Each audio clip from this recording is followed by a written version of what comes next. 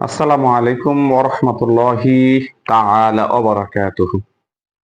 প্রিয় দর্শক, আল্লাহ সুবহানাহু ওয়া তাআলার দরবারে অসংখ্য শুকরিয়া যে অনেকদিন পরে একটি সমসাময়িক বিষয় নিয়ে আবার আলাপ করতে চাচ্ছি। আসলে বিভিন্ন কাজে লাইভে আসা হয় না, ভিডিওগুলি দেওয়া হয় না। কিন্তু একটি বিষয় দেখছিলাম যে দিন দিন সবার মুখে কথা হয়ে ফিরছে, সেজন্য মনে হলো যে এই বিষয়টি একটু পর্যালোচনা না করলেই নয়।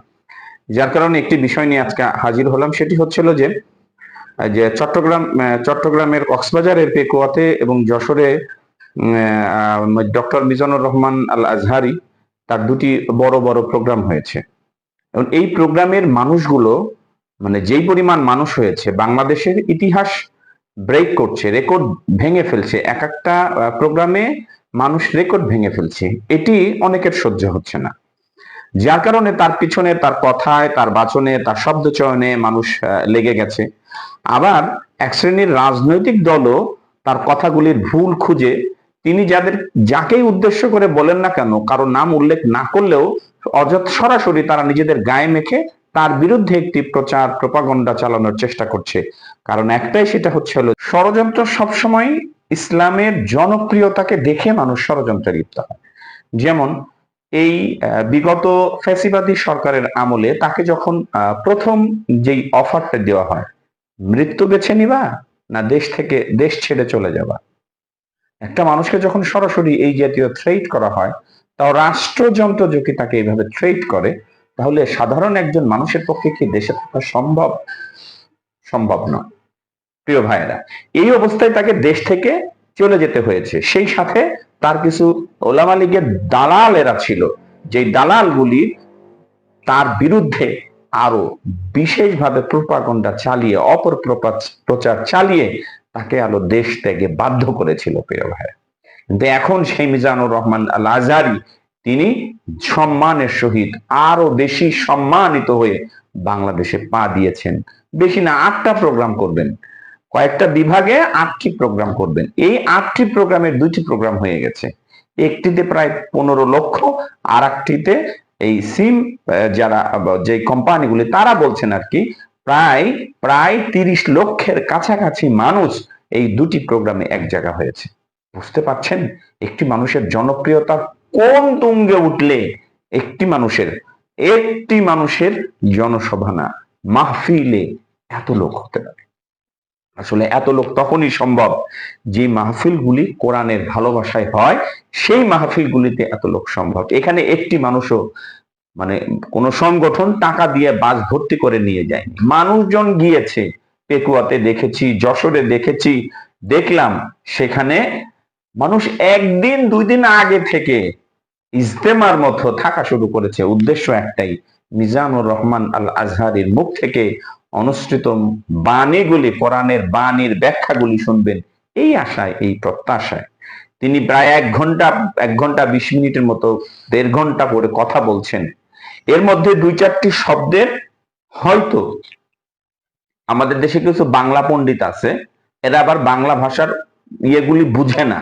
তিনি কিছু শব্দ উল্লেখ করেছেন, ইংলিশ শব্দ ব্যবহার করেছেন, এটি নিয়ে কারো গাত্রদাহ হয়ে গিয়েছে। সেটি নিয়ে কথা আসলে বললে তো অনেক কথা হয়ে যায় এবং ভিডিওটা লম্বা হয়ে যায়, সেজন্য বলতে চাই না। তবে তিনি যে শব্দ চয়নগুলি করেছেন, তিনি মোটেও রাসূল সাল্লাল্লাহু আলাইহি ওয়াসাল্লামের প্রতি অসম্মানজনক কথা বলেননি। বরং আমি বলতে চাই, এটি হচ্ছে ওই যে এক ধরনের সুন্নি আলেম আছে, তারা অতিরঞ্জিত করে বিষয়টা প্রকাশ করছে। এটাই হলো সত্যি কথা। কারণ রাসূল করিম সাল্লাল্লাহু আলাইহি সাল্লামের যেই সঠিক হাদিসের সঠিক ব্যাখ্যাগুলি, যেই শিক্ষাগুলি, সেটাই তিনি ওয়াজ মাহফিল কাকে বলে, 1 ঘন্টায় তিনি লেকচার দিবেন, মাঠ থেকে কি নিয়ে আসবেন, মাহফিলের আজহারির মাহফিলগুলি দেখেন মিয়া। অন্য মাহফিলগুলি চিল্লায়, ওই চিল্লানের হাসি রঙ্গ তামাশায় আসে, যাবেন ওই 1 ঘন্টা ওখানে বসে থাকবেন, কিছু বাড়ি নিয়ে আসতে পারবেন না। আজহারি সাহেব যখন বক্তৃতা দেন, তিনি 1 ঘন্টা কথা বললে ওই 1 ঘন্টায় যা লেকচার দিবেন, আপনি তা বাসায় নিয়ে এসে সেই অনুযায়ী আমল করতে পারবেন। এরপরে দেখেন, এখানে আবার রাজনীতি চলে এসছে।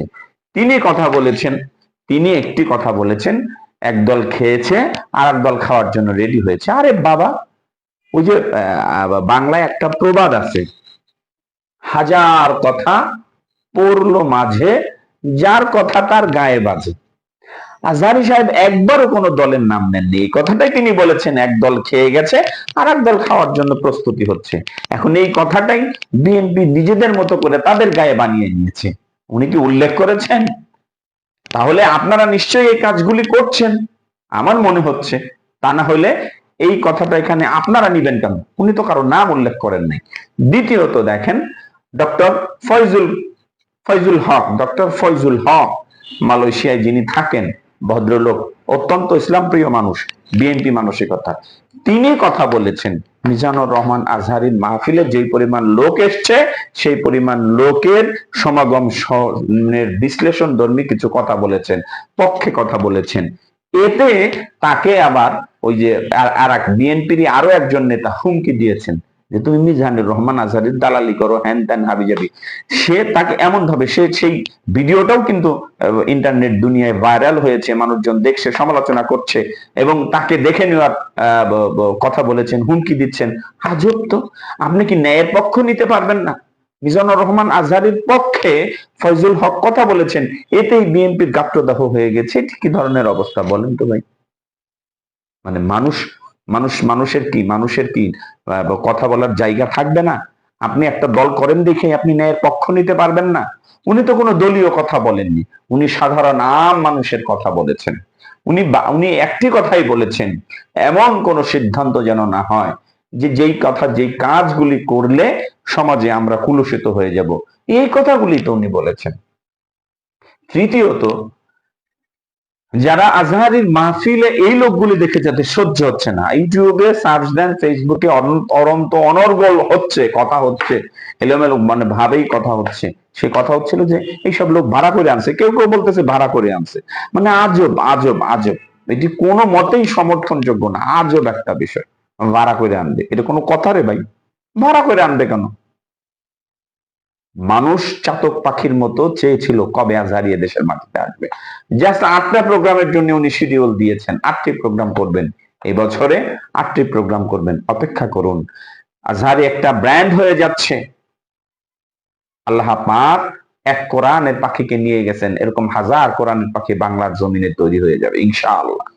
এদেশে কালেমার পতাকা উড়বেই, এই আজহারীদের মতো লোকের হাত দিয়ে দেশে কালেমার পতাকা উড়বেই। লিউযহিরাহু আলা দ্বীনি কুল্লিহি ওয়ালাউ কারিহাল কাফিরুন ওয়ালাউ কারিহাল মুশরিকুন। মুশরিকরা, কাফেররা, ইসলাম বিরোধীরা, তাগুতিক শক্তিরা এই ইসলামের এত জনপ্রিয়তা কেউ আসলেই সহ্য করতে পারে না, পারবে না।